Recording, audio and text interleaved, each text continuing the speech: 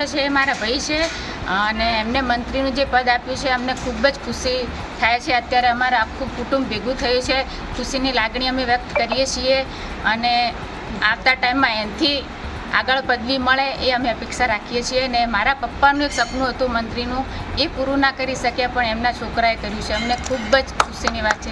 આજે ગુજરાત સરકારનો ખૂબ ખૂબ આભાર અને ભારતીય જનતા પાર્ટીનો કે જે પ્રવીણભાઈમાં અમને વિશ્વાસ મૂક્યો છે અને પ્રવીણભાઈને પણ એવી એમની અપેક્ષા કે આર્થિક લાગણીઓ કહીએ કે એ પણ પાર્ટીની અપેક્ષાઓ બધી પૂરી કરે, દરેક કાર્યકર્તા માટે સારું કામ કરે, ગુજરાત માટે પણ સારું કામ કરે એ ભાવનાથી પ્રવીણભાઈનું જે ધ્યેય છે એ આજે સપનું પૂરું કરશે સરકારનું, એમનું પણ સપનું પૂરું થશે। કોઈ મને પણ સરકારમાં સમાવેશ કર્યો છે આ વિસ્તરણમાં, તો આ ફેરે આનાથી વધારે કહીએ કે ભારતીય જનતા પાર્ટીનો જે અમારો ઉપર ઉપકાર હતો એમના જે પૂરો કર્યો, ભારતીય જનતા પાર્ટી ખૂબ ખૂબ આભાર આજની પ્રસંગે।